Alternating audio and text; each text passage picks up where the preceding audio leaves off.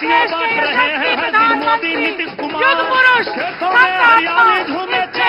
चौकीदार एवं प्रधान सेवक परम आदरणीय श्री नरेंद्र मोदी जी का आगमन हो चुका है। जोरदार करताल ध्वनि से उनका स्वागत करेंगे। नरेंद्र मोदी जिंदाबाद। अब हमारे बीच हमारे यशस्वी प्रधानमंत्री जी का आगमन हो चुका है। कोशी सीमांचल का प्रतीक अब मखान की माला से उनका स्वागत करेंगे। कटिहार विधानसभा के प्रत्याशी श्रीमान तारकिशोर प्रसाद जी एवं पूर्णिया विधानसभा के प्रत्याशी श्री विजय खेमका जी, बाकी सभी प्रत्याशी सम्मानित प्रत्याशी अपने स्थान पर खड़े होकर कर्तव्य ध्वनि से उनका स्वागत करेंगे।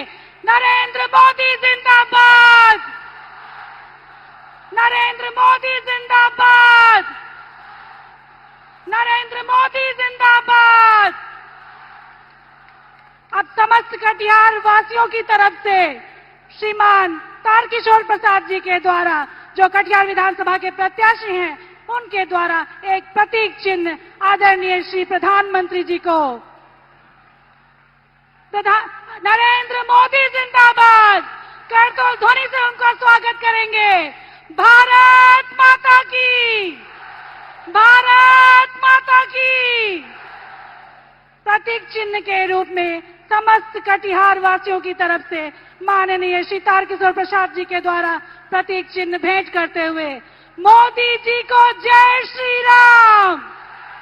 गोरखनाथ बाबा की जय। जय बाबा गोरखनाथ।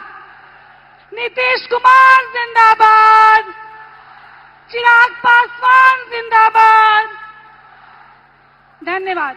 अब हमारे प्रधानमंत्री जी के स्वागत के लिए मैं केंद्रीय गृह राज्य मंत्री श्रीमान नित्यानंद राय जी से विनम्र निवेदन करती हूं कि वो यहां आकर अपना स्वागत भाषण दें। सियावर रामचंद्र की।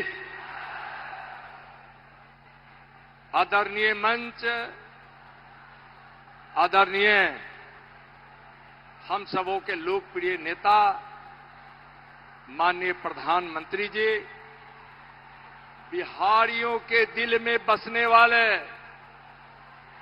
और बिहारियों को अपने दिल में बसाने वाले दुनिया के सबसे लोकप्रिय नेता, विकास के भगीरथ और गरीबों के मसीहा, कर्मयोगी प्रधानमंत्री आदरणीय नरेंद्र मोदी जी का कटिहार की इस पावन धरती पर मैं आप सबों की ओर से और अपनी ओर से हृदय से आभार व्यक्त करता हूं। बोले नरेंद्र मोदी जिंदाबाद। भाइयों बहनों, एक बात कहकर अपनी वाणी को समाप्त करूंगा। स्वामी विवेकानंद जी ने भविष्यवाणी की थी, 21वीं सदी भारत का होगा, जिस भारत में न कोई भूखा होगा, न कोई बेघर होगा, न कोई बेबस और न कोई अशिक्षित होगा। विवेकानंद जी के बचपन का नाम नरेंद्र और अभी बिहारियों के सम्मान के लिए, बिहार के विकास के लिए अपने को समर्पित करने वाले आदरणीय प्रधानमंत्री जी का भी नाम नरेंद्र। एक नरेंद्र ने भविष्यवाणी की थी, उस भविष्यवाणी को आज दूसरा नरेंद्र, गरीब का बेटा, आप सबों के लोकप्रिय नेता और भारत के सेवक दूसरा नरेंद्र जो पूरा कर रहे हैं, वैसे आदरणीय प्रधानमंत्री जी के लिए जोरदार ताली से स्वागत कीजिए। नरेंद्र मोदी जिंदाबाद। नरेंद्र मोदी जिंदाबाद। एनडीए जिंदाबाद। धन्यवाद। एक सूचना है, केशव नाम का एक बच्चा इस सभा में कहीं खो गया है, उसे ढूंढने का प्रयास करेंगे। अब हम जिसे सुनने के लिए, जिनका उद्बोधन सुनने के लिए यहाँ सुबह से बैठे हैं, हमारे बीच ऐसे यशस्वी प्रधानमंत्री, युग पुरुष, संत आत्मा, आप सबों के प्रधान सेवक श्रीमान नरेंद्र मोदी जी पधार चुके हैं। मैं मंच पर उनके उद्बोधन के लिए मैं आपको आमंत्रित करती हूं। आप यहां आए और हम सबों को अनुग्रहित करें। भारत माता की, भारत माता की। कटिहार के ई पावन धरती के हम नमन करिए છીએ। आंचकिल साहित्यकार अनूपलाल मंडल, अमर शहीद ध्रुव कुंडू के धरती पर अहाँ सबके अभिनंदन करे छिए। साथियों, ये कोसी मैया और गंगा मैया के संगम की पुण्य भूमि है। इस धरती पर शीतला माता और मां पूर्ण देवी का आशीर्वाद है। और आज मैं यहां इतनी विशाल संख्या में मातृशक्ति के दर्शन कर रहा हूं। माताएं बहनें आशीर्वाद देने आई है। इससे बड़ा सौभाग्य क्या होगा। ये मेरा सौभाग्य है कि आप एनडीए के हमारे सभी साथियों को आशीर्वाद देने यहां इतनी बड़ी संख्या में आए हैं। जितने लोग यहां दिखते हैं उससे ज्यादा लोग बाहर खड़े हैं और जितने लोग यहां हैं उससे ज्यादा रोड पर आ रहे हैं। इतनी बड़ी तादाद में जब आप आए हैं तो आपको मेरी एक बात याद रखनी है। आपका एक वोट, आपका एक वोट बिहार को जंगल राज से सुशासन राज में लाया है। अब आपका एक वोट बिहार को समृद्ध बनाएगा, बिहार को विकसित बनाएगा। बिहार में सुशासन की सरकार इसकी वापसी पक्का करेगा। साथियों, आपको मेरा एक और काम करना है। मेरा एक काम करोगे आप लोग? जरा माताएं बहनें बताएं, करेंगे? जरा नौजवान बताएं, करेंगे? वहां जो नौजवान है आप वहीं खड़े रहिए। अब जगह नहीं है, आप आगे बढ़ ही नहीं सकते। आप जहां हैं वहीं खड़े रहिए। मेरी आवाज आप तक पहुंचेगी। आप मुझे देख नहीं पाएंगे, इसके लिए मैं आपकी क्षमा मांगता हूं। लेकिन मेरी आपसे प्रार्थना है, आप जहां हैं वहीं रुकिए, आगे जगह ही नहीं है।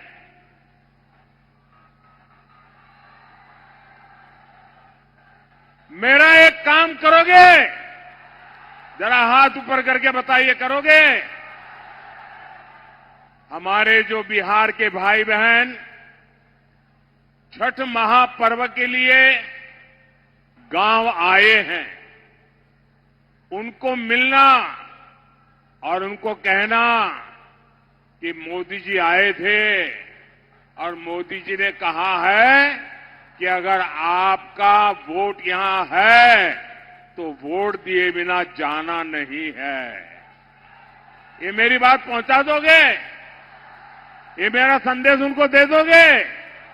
देखिए, मैं देख रहा हूं माताएं बहनें ज्यादा उत्साहित हैं।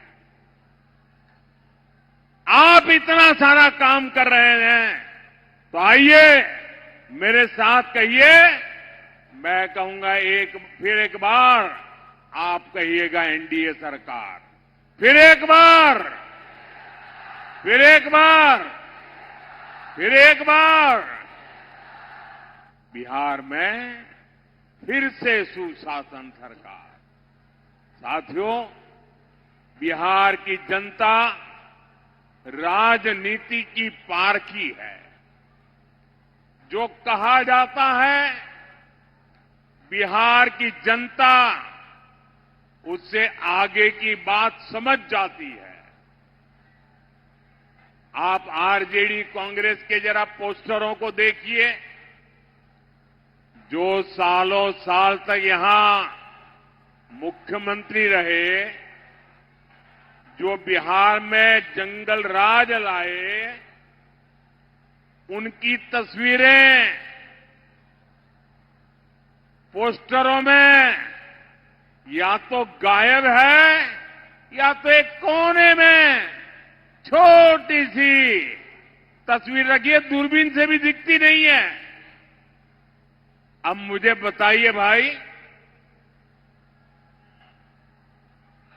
जो इतने बड़े उनके लिए नेता थे, जिनके परिवार के सारे लोग चुनाव के मैदान में हैं, और फिर ये छुपा छुपाई क्यों हो रही है? अरे अपने पिता का नाम बोलने में, छुपाने में शर्म क्यों आ रही है? वो कौन सा पाप है जिसको आरजेडी वालों को बिहार के नौजवानों से छुपाना पड़ रहा है? साथियों, आपने एक और चीज भी नोटिस की होगी, इन लोगों के पोस्टरों में कांग्रेस लगभग गायब है। आरजेडी ने कांग्रेस को कट्टा दिखाकर मुख्यमंत्री का उम्मीदवार भी घोषित करवा लिया, और अब कांग्रेस को उसकी हैसियत भी दिखाई जा रही है। कांग्रेस के जो नामदार कुछ हफ्तों पहले तक बिहार में बड़े बड़े दावे कर रहे थे, उनकी तस्वीर और दावे दोनों को पोस्टर में से भी और घोषणा पत्र में भी आरजेडी ने बोना बना दिया है, बोना बना दिया है। आजकल आप ये भी देख रहे होंगे कि जो वादे, जो घोषणाएं आरजेडी के नेता कर रहे हैं, कांग्रेस के लोग ही उन पर विश्वास नहीं कर रहे हैं। जब मीडिया के लोग कांग्रेस के नेताओं में उनके मुंह में उंगली डाल डाल करके बुलवाते हैं, मीडिया वाले बार बार पूछते हैं, घोषणा पत्र बताइए भाई, क्या बताना चाहते हो?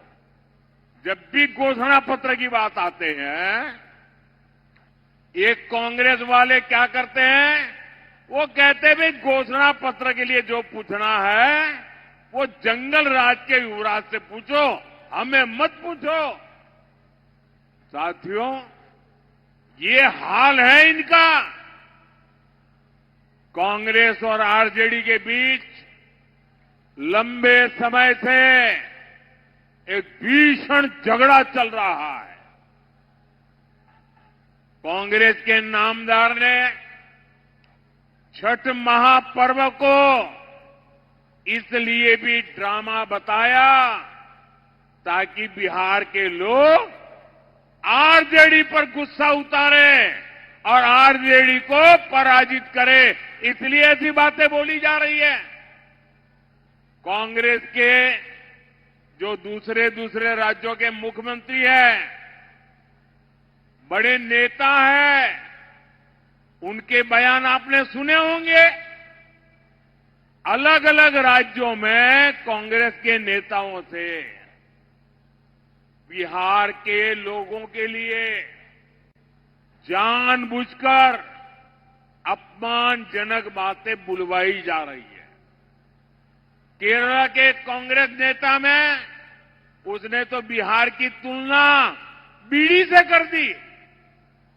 ये भी कांग्रेस की रणनीति का हिस्सा है, जो बिहारियों को प्रताड़ित करते हैं। तमिलनाडु के डीएमके के जो नेता बिहारियों को गालियां देते हैं, उनको कांग्रेस ने बिहार चुनाव में प्रचार के लिए बुलाया, ताकि आरजेडी को आपके गुस्से का सामना करना पड़े। साथियों, कांग्रेस जानती है कि इस बार भी आरजेडी हार गई तो उसकी राजनीति खत्म हो जाएगी और कांग्रेस आरजेडी के वोट बैंक पर कब्जा कर लेगी। एक दूसरों का वोट बैंक छीनने की एक खींचतान अब खुल करके सामने आ गई है। आप देखिएगा, बिहार चुनाव में हारने के बाद कैसे आरजेडी कांग्रेस में गालियों का दौर शुरू होता है। साथियों, बिहार का ये चुनाव बिहार को विकसित बनाने के लिए ये एक महत्वपूर्ण चुनाव है और विकसित बिहार का मतलब है हर परिवार की समृद्धि, आपके परिवार की समृद्धि, आपके बच्चों की भलाई। विकसित बिहार बनाने के लिए एनडीए की डबल इंजन सरकार बहुत ही जरूरी है। मैं आपको एक उदाहरण देता हूं। आप भी जानते हैं कि केंद्र सरकार देश के हर राज्य में गरीबों के लिए पक्के घर बनाने के लिए मदद करती है, लेकिन जहां जहां एनडीए की सरकार है, वहां तो घर बनाने का काम तेजी से चल रहा है, लेकिन जहां कांग्रेस की सरकार है या कांग्रेस के साथियों की सरकार है, वो इस पूरी योजना को डिब्बे में बंद करके बैठ गए हैं। गरीबों के लिए घर बनने नहीं देते हैं। उनको लगता है कि गरीबों के लिए घर बनेगा तो ये तो मोदी का जय जयकार करेंगे और इसलिए कांग्रेस की सरकारें गरीबों को घर बनने नहीं देती है और इसलिए गरीबों के घर बनाने के लिए भी, पक्के घर बनाने के लिए मुझे आपके आशीर्वाद चाहिए, मेरे साथियों को लिए आशीर्वाद चाहिए। आप देखिए, बिहार में 60 लाख पक्के घर गरीबों को मिल चुके हैं। यहां कटिहार जिले में ही करीब 1 लाख गरीबों को पक्के घर मिले हैं। यानी डबल इंजन सरकार तेजी से गरीबों को पक्के घर बना रही है। साथियों, ऐसे ही बिहार के किसान को भी डबल इंजन सरकार का डबल लाभ हो रहा है। केंद्र सरकार हर साल 6,000 रुपये सीधे किसान के बैंक खाते में जमा कर रही है।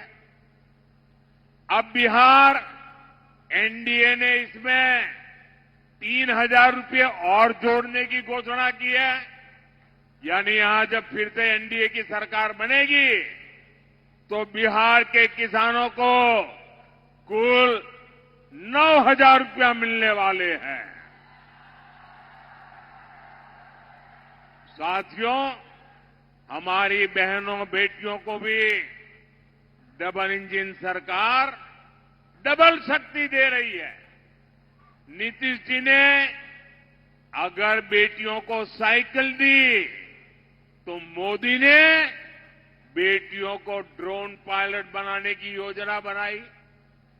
नीतीश जी ने जीविका दीदियों के रूप में बहनों को सशक्त किया, तो मोदी लखपति दीदी के रूप में बिहार की लाखों बहनों को लखपति बनाने में जुटा है। केंद्र की मुद्रा योजना से बिहार की लाखों बहनों को स्वरोजगार के लिए बैंक से मदद मिल रही है। वहीं नीतीश जी के नेतृत्व में मुख्यमंत्री रोजगार योजना से बिहार की बहनों के खाते में 10-10 हजार रुपये पहुंच रहे हैं। अभी तक 1,40,00,000 बहनों के खाते में पैसा आ चुका है। साथियों, डबल इंजन की एनडीए सरकार का एक बहुत बड़ा फायदा है। फायदा ये कि दिल्ली और पटना से निकला एक एक रुपया, एक एक पाई सीधी सीधी आपके खाते तक पहुंचती है।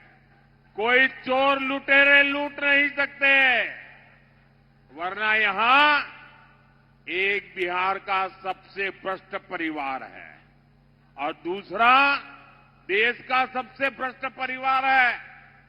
आपके हक का पैसा आरजेडी और कांग्रेस वाले आप तक पहुंचने ही नहीं देते। ये आपके हक का पैसा भी लूट लेते। साथियों, सीमांचल का ये इलाका हमारी सभ्यता, हमारी संस्कृति का प्रहरी रहा है, लेकिन पिछले कई वर्षों से यहां एक खतरनाक साजिश चल रही है। ये साजिश घुसपैठ की है। अररिया हो, किशनगंज हो, पूर्णिया हो या कटिहार, हर जगह ये कोशिश हुई कि यहां की आबादी का संतुलन बदल दिया जाए। कुछ वोट पाने के लिए आरजेडी और कांग्रेस बिहार को खतरे में डाल रहे हैं। आपके बच्चों के भविष्य को खतरे में डाल रहे हैं। आपकी बेटियों की जिंदगी को खतरे में डाल रहे हैं। ये लोग वोट पाने के लिए देश की सुरक्षा से खिलवाड़ कर रहे हैं। आप मुझे बताइए साथियों,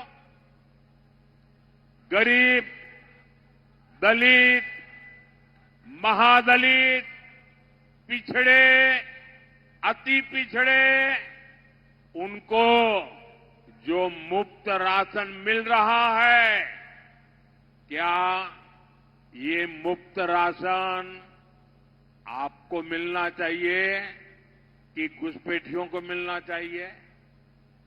क्या घुसपैठियों को मिलना चाहिए? क्या घुसपैठियों को मिलना चाहिए? क्या आपके हक का अनाज घुसपैठियों को दे देना चाहिए? क्या आपका चूल्हा जलना चाहिए कि नहीं जलना चाहिए? आपके बच्चों को रोटी मिलनी चाहिए कि नहीं मिलनी चाहिए? आपके बुजुर्गों को खाना मिलना चाहिए कि नहीं मिलना चाहिए? घुसपैठियों को देना चाहते हैं। मुफ्त इलाज की जो सुविधा 5 लाख रुपए तक आप लोगों को मुफ्त इलाज मिले, मुफ्त आपकी बीमारी से मुक्ति मिले, आप लोगों को मिल रहा है। अब मुझे बताइए, आपको बीमारी में जो मदद मिल रही है वो घुसपैठियों को चली जाए तो आपको मंजूर है? क्या घुसपैठियों को मिलनी चाहिए? क्या अति पिछड़ों, महादलितों के टोलों पर घुसपैठियों का कब्जा? आप मुझे बताइए, ये घुसपैठियों को कब्जा करने देंगे क्या? घुसपैठियों को कब्जा करने देंगे क्या? आपके हिस्से का काम, आपका रोजगार कोई घुसपैठिया ले ले तो आपको चलेगा क्या? आपके बच्चों का भविष्य ले ले तो चलेगा क्या? साथियों, बिहार के देश के संसाधनों पर सिर्फ और सिर्फ भारत के नागरिकों का ही हक है। बिहार के हमारे नागरिकों का ही हक है, आपका ही हक है। ये हक हम किसी को चुराने नहीं देंगे। लेकिन कांग्रेस और आरजेडी के लोगों को कट्टा और कट्टरपंथी यही पसंद है। जब भी भाजपा एनडीए घुसपैठियों को देश से बाहर करने की बात करते हैं, ये तुरंत घुसपैठियों के बचाव में खड़े हो जाते हैं।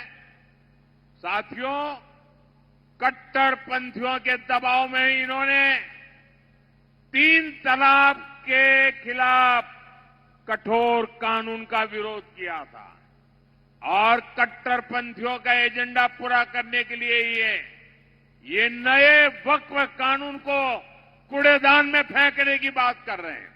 आप कल्पना कर सकते हैं, संविधान के तहत देश की संसद का बनाया कानून ये कूड़ेदान में फेंकना चाहते हैं। आरजेडी कांग्रेस की सच्चाई यही है कि ये दोनों ही कट्टरपंथियों के आगे घुटने टेक चुके हैं। इसलिए बिहार को बचाने के लिए आपको आरजेडी कांग्रेस सरकार से हजारों मील दूर रखना है। साथियों, लालटेन वाले, पंजे वाले, लाल झंडे वाले, इन लोगों ने बिहार को दशकों तक बेहाल रखा, क्योंकि इनके एजेंडे में कभी विकास था ही नहीं। नीतीश जी के नेतृत्व में एनडीए ने बिहार को सुशासन दिया, विकास दिया। जंगल राज में जहां निराशा थी, हताशा थी, वहीं सुशासन में नए सपने हैं, नए संकल्प है। लोगों का हम पर अटूट भरोसा है कि एनडीए सरकार ही आपकी आकांक्षा पूरी कर सकती है। इसलिए जहां रेल पहुंची है, वहां आज तेज गति की वंदे भारत ट्रेन की मांग हो रही है।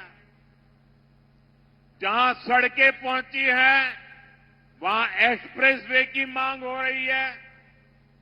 जहां छोटे अस्पताल खुले हैं, वहां सुपर स्पेशलिटी अस्पताल की मांग हो रही है। इसलिए आजकल मजबूरी में आरजेडी को भी विकास की झूठी बातें करने की नौबत आई है, वरना इनका इतिहास विकास विरोधी रहा है। बिहार की आज की पीढ़ी को जानना चाहिए।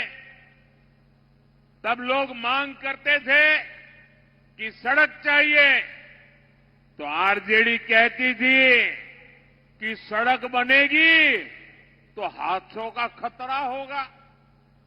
उस समय लोग मांग करते थे कि बिजली आनी चाहिए, तो आरजेडी के लोग कहते थे अरे बिजली आएगी, करंट लग जाएगा, लोग मर जाएंगे।